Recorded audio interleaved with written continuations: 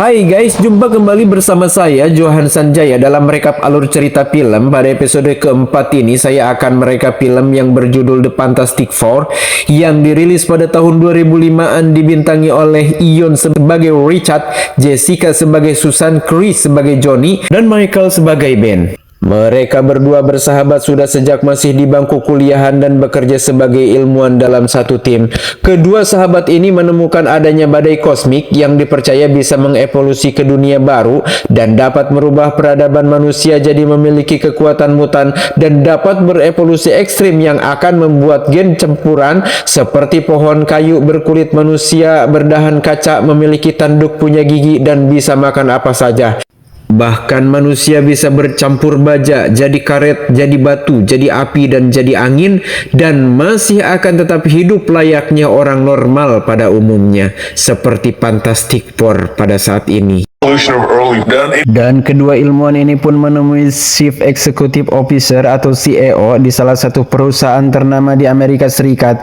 Beliau bernama Victor Van Dam, kita sebut saja Victor, dan inilah orangnya, untuk mengajukan proposal dana keuangan demi melakukan penelitian badai kosmik tersebut ke luar angkasa. Victor pun akan menerima proposal tersebut, namun dengan satu syarat bahwa beliau harus ikut serta dalam penelitiannya tersebut. Bahkan Victor pun melibatkan salah satu karyawatinya untuk menambah tim ekspedisinya. Dia bernama Susan, dan inilah gegelisnya.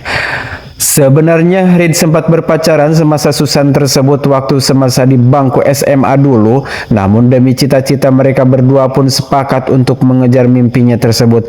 Namun sebuah pepatah mengatakan asam di gunung, garam di laut, kalaulah jodoh maka dalam tempurung akan bertemu juga. Namun dirasa tim ekspedisi pun masih kurang, maka Reed memutuskan untuk merekrut Johnny, dan inilah kakak Sepnya.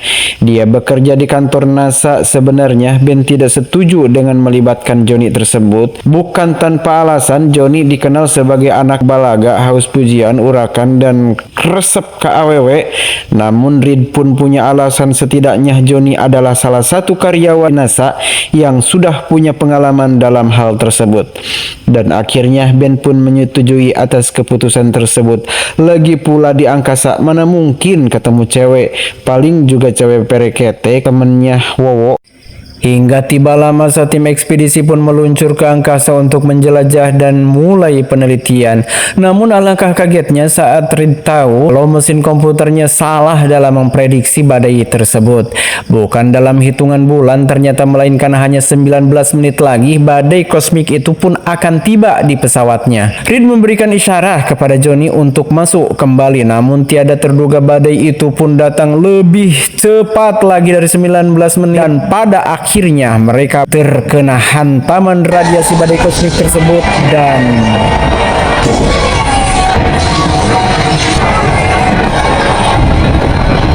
singkat cerita, mereka semua pun sudah kembali ke bumi dengan tidak cecel-bocel. Artinya baik-baik saja, tidak ada masalah yang signifikan setelah terkena badai kosmik tersebut. Sedangkan Victor hanya bisa ciling-cingcat sahaja akibat masalah para investor yang dengan kompak mengundurkan diri dari proyeknya tersebut, yang mengakibatkan turunnya saham dan jauh dari kata profitable. Kita kembali kepada Reed dan babaturannya, di mana mereka sedang ada dalam masa pemulihan energi setelah dimamam oleh badai kosmik beberapa hari lalu, di mana Johnny yang melayat pun diam-diam keluar dari kediamannya dan energi untuk bermain snowboarding, dan Johnny pun menemukan kejadian aneh yang terjadi pada dirinya, di mana dirinya jadi menggedur hurung layaknya banaspati dan membuat es jadi mencair seketika.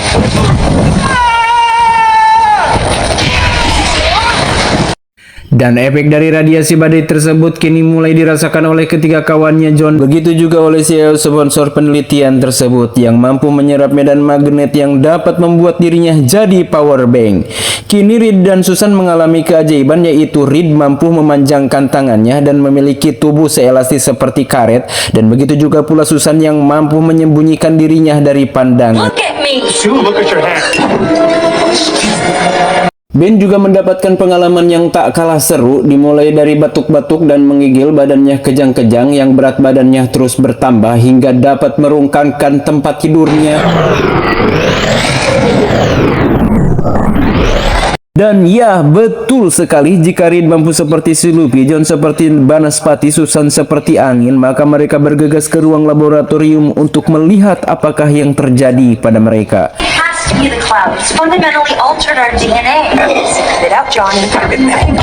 Sesampainya di lab, pintu pun terkunci dari dalam sehingga Red pun memanfaatkan kemampuan barunya yang cukup membuat si kakak adik merasa terkesan. Sementara Ben yang belum diketahui nasibnya oleh Red tak nampak di dalam markas, hanya terlihat dinding beton yang sudah hancur berantakan. Ben pun dengan badan yang sudah berubah seutuhnya menjadi manusia batu. Kini kita pun dapat melihat sosok Ben tersebut yang kesusahan dalam melakukan hal-hal kecil seperti nyokot duit di mesin ATM akibat perubahan badan dan telunjuk yang menjadi lebih besar. Dan bukan hanya itu, guys, Ben pun harus menelan kenyataan pahit di mana Bella sang istri tak dapat terima dengan perubahan kondisinya tersebut.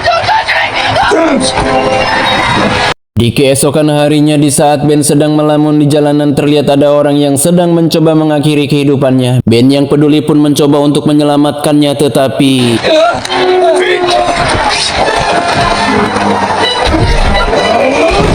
Ben yang otaknya mungkin berubah menjadi batu pun harus banyak merusak mobil dan nyawa lain tentunya demi satu nyawa yang sudah tidak dibutuhkan oleh pemiliknya. Oleh karena kecelakaan beruntun, Reed, John, dan Susan pun hadir untuk mengatasi masalah tersebut. Namun karena jalanan yang dipenuhi kerumunan, Susan pun menggunakan kekuatan tembus pandangnya untuk menerobos.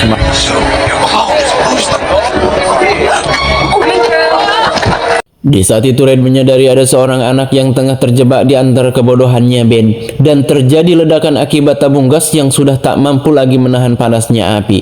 Beruntungnya Johnny berhasil tepat waktu untuk menyelamatkan anak tersebut. Kekuatan api yang dimiliki oleh Johnny mampu menahan panasnya ledakan api tersebut.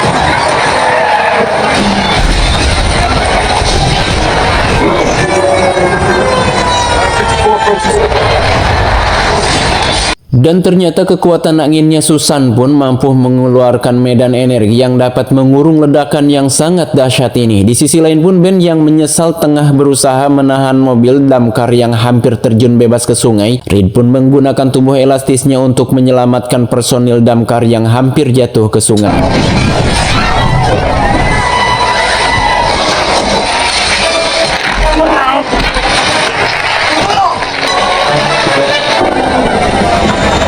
Yang pastinya aksi Reed dan kawan-kawan pun menjadi headline dan trending topik di media sosial. Tapi tidak untuk Bella, istrinya Ben. Bella yang menyaksikan aksi Ben dan kawan-kawannya tetap tidak bisa terima dengan kondisi sosok Ben yang sudah berubah menjadi batu. Gimana mau kawin coba? Akhirnya Bella melepas cincin kawinnya dan digolerkan di aspal. Secara tidak langsung Bella pun ngajak angges-anggesan kepada Ben. Melihat kejadian ini, Reed pun berjanji akan mencari cara untuk mengembalikan ke kondisi Ben semula.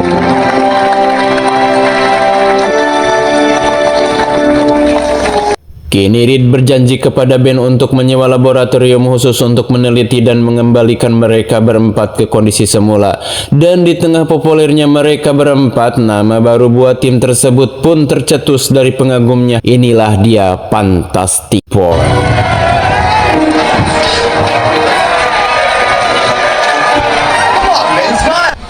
Lain cerita dengan masalah yang sedang dihadapi oleh Victor. Satu demi satu para investor pun pergi meninggalkannya. Alhasil kebangkrutan pun sudah diambang pintu dan tikar pun sudah siap digulung. Victor mulai meracau dengan meminta pertanggungjawaban kepada Reed. Namun Reed mengatakan bahwa ini bukan kesalahan dia sepenuhnya.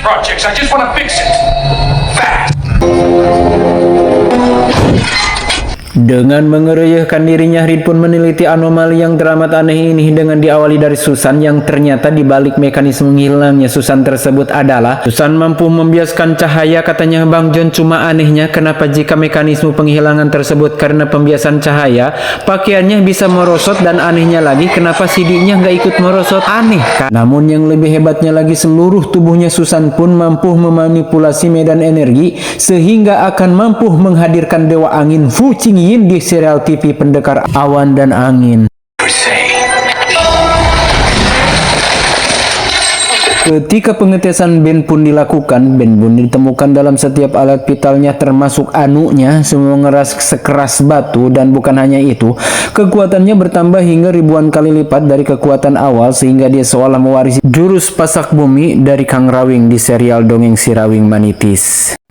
Begitupun dengan Johnny mampu menyerap medan panasnya badai kosmik yang dapat diaplikasikan dikala jantung mendeteksi kepanikan. Sebagai anak muda yang punya tingkat kepenasaranan lebih tinggi daripada orang yang lanjut, maka Johnny mengeluarkan seluruh kemampuannya sehingga kotak Pandora pun meleleh seketika.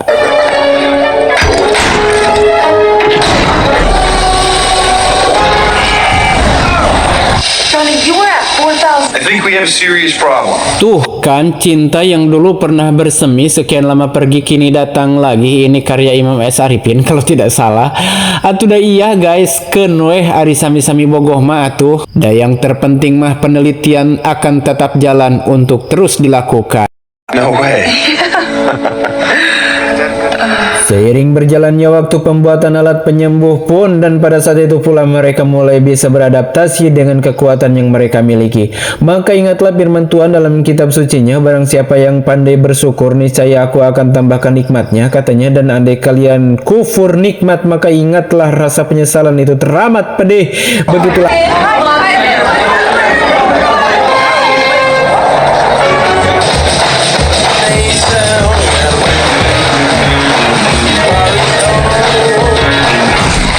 Begitu juga dengan antagonis kita yang hampir terlupakan. Victor pun mengalami pemultingan kulit tuanya dan terbentuklah di urat timbulnya menjadi organik metalik yang lebih kuat dari otot kawat balung besi. Melihat hal itu dikhawatirkan oleh dokter itu akan bisa menular, maka dokter akan menghubungi Menteri Kesehatan untuk diselidiki.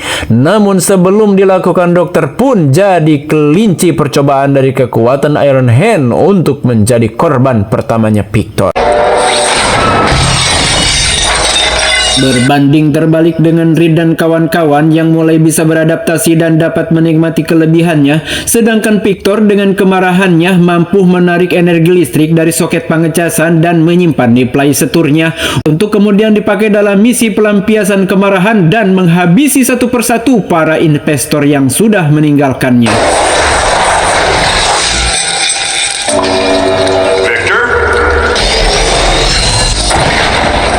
Untuk Johnny yang sangat menikmati kekuatannya sehingga Johnny bisa dengan semena-mena mengerjai siapapun yang sudah membuatnya marah dan jengkel. Seperti pada saat itu Johnny membuat satu pengendara menjenghok dengan keempat rodanya yang sudah terduruk dan membebelah. Dan bukan hanya itu, Johnny juga sangat balaga ketika mendengar teriakan para penonton di satu linan motornya yang lalu menggunakan privilege dari kekuatan badai kosmiknya, yaitu gerakan yang memukau dengan kekuatan banaspatinya.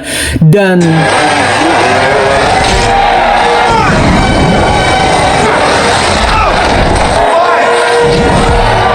dengan merasa diri paling wah karena mendapat banyaknya pujian, Johnny pun dengan pedeng keringnya di depan jurnal olahraga memberikan julukan kepada ketiga kawannya, yakni Reed, Susan, dan Ben, sehingga ketiga temannya merasa gondok dan Ben pun marah sejadi-jadinya.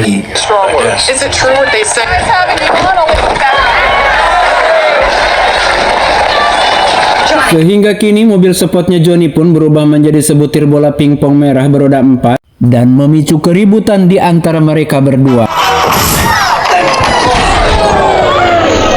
Di saat kebeku keambek, Ben pun memutuskan untuk pergi ke tempat minum-minuman beralkohol dan berniat untuk ngecengin berweker. Namun dengan kondisi jumbo sekeras berlian, semua orang pun takut melihat dia hingga menorojol satu gadis manis yang mohon maaf beliau adalah gadis tunanetra yang mengatakan, "Tong seur dadanguan akak." Di lain tempat, Victor sedang merencanakan banyak kejahatan yang mana dapat kita lihat bersama bagaimana Victor berubah menjadi manusia baja berhati iblis yang sudah menghabisi para investor yang satu persatu dan berencana untuk menghabisi Fantastic Four juga satu persatu. Dimulai dari manusia batu Bethlehem Alaihem yang dinilai paling kuat di antara yang lainnya, katanya.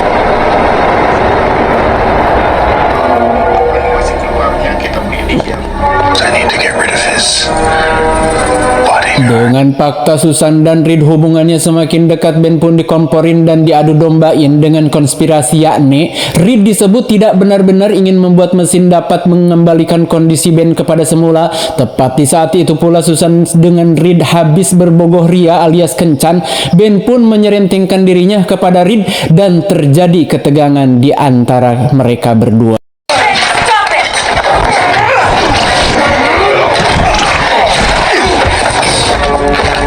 Namun memang Ben dasarnya adalah orang yang baik, maka keributan pun tidak berkelanjutan lebih lama sehingga membuat Victor kehel dibuatnya. Sementara Reed yang merasa sudah mengecewakan teman baiknya Ben, sehingga Reed pun berniat untuk menguji mesin buatannya tersebut oleh dirinya sendiri. Namun alangkah gegabahnya si MR Genius ini, alih-alih ini bisa menyembuhkan dirinya, malah hanya membuat dirinya gagablehan layaknya karet direndam minyak tanah. Mang Victor pun menyadari bahwa mesin penyembuh sudah siap dibuat, maka Mang Victor pun mengajak Mang Ben ke laboratorium untuk segera mengobati Ben agar dia segera kembali ke sedia kala dan mudah untuk terus dihabisi. Gitu cenah.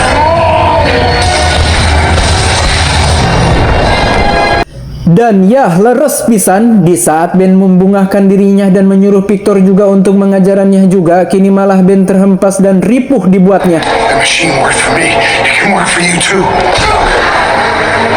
Victor pun terus meneangan Reed yang sedang dalam kondisi melemah dan menggableh teak, maka dengan mudah Reed pun dijatuhkan dan kini Victor pun membawa Reed ke markasnya, sekalian mengambil topeng besi untuk kemudian dipakai dan menjuluki dirinya sebagai Iron Mask. Kini Reed pun dibekukan dengan mesin hasil curian dari pabrik es batu di suhu minus 20 derajat Celcius, karena menurut kebijakan fisika, jika karet dibekukan maka akan rapuh dan rangu untuk kemudian dimusnahkan.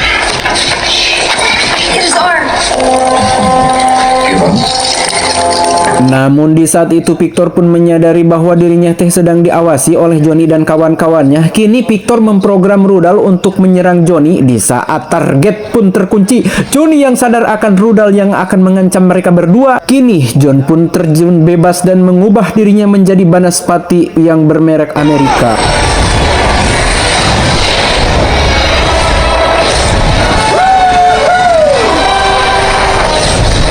Kini Johnny pun berselancar di udara bersama rudal yang tidak budiman. Semakin panas api yang ditekan oleh Johnny, semakin cepat pergerakan Johnny, sehingga rudal pun kehabisan materi penekanannya dan berakhir hancur di udara. Di saat bersamaan Susan pun mendekati Reed yang sedang menderita. Susan pun dengan mode yang tak terlihatnya pun disadari kehadirannya oleh Victor. Ketika Susan akan diherian oleh Victor, tiba-tiba seonggok batu pun bersatu menghantam Victor sehingga Susan pun merasa terkesan dibuatnya. Ternyata demi sahabatnya, Ben pun rela menjadi batu untuk selamanya dan akhirnya pertarungan pun tidak bisa terelakkan. Sehingga keduanya turun bebas ke bawah gedung dan tergelutuk ke jalanan. Pertarungan sengit pun terjadi.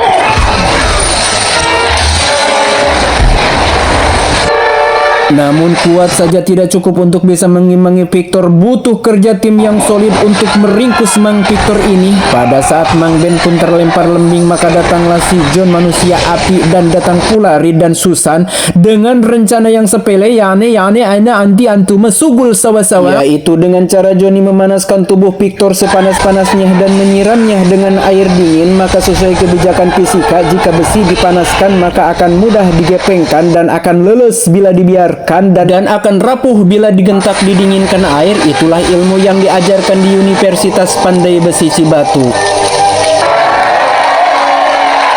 Dan akhirnya seperti biasa ya guys, kejahatan mungkin akan menang di awal-awal cerita, namun pahlawan sebagai wakil Tuhan akan datang dan mengalahkan kebatilan. Itulah hukum alam yang akan berlaku sepanjang masa, dan pernikahan merupakan sunnah Nabi dan rasa yang semula jadi untuk bisa memberikan rasa aman dan damai untuk pasangannya. Pesan yang bisa kita ambil dari film ini, usahakan jangan ikuti cara si Johnny. Kerjasamalah baru tujuan akan mudah diraih. Ingat, barang siapa yang sendiri sendirian, maka kesengsaraan pun akan dimakan sendiri. Bahagia untuk berbagi, usaha untuk anak istri, susahnya mari rasain sendiri. Dan yang pasti film ini belum berhenti sampai di sini karena si topeng besi masih belum mati, sedang menunggu keajaiban di season kedua barangkali. Bersambung di Fantastic Four kedua nanti kita akan tonton kembali. See you next video and don't forget for like, comment, subscribe, share nanti and bye.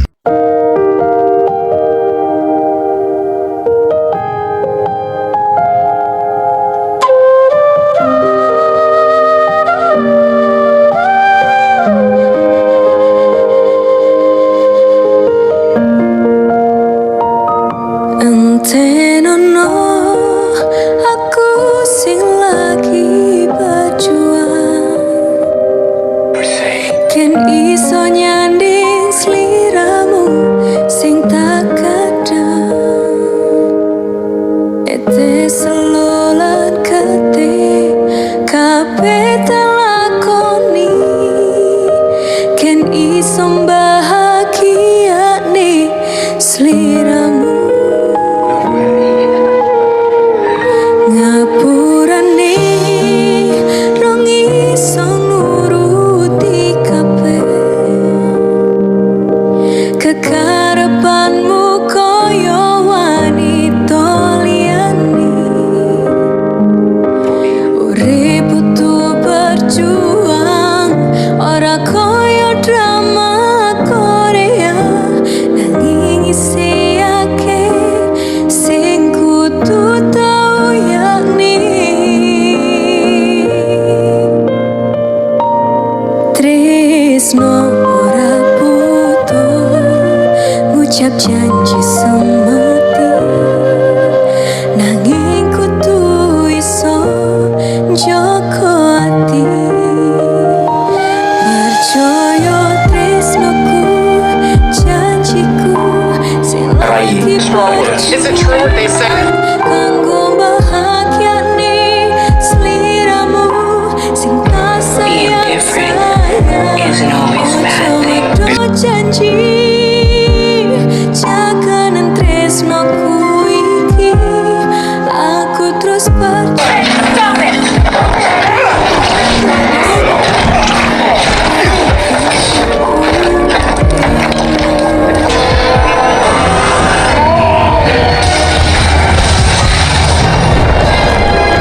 The machine worked for me. It can work for you too.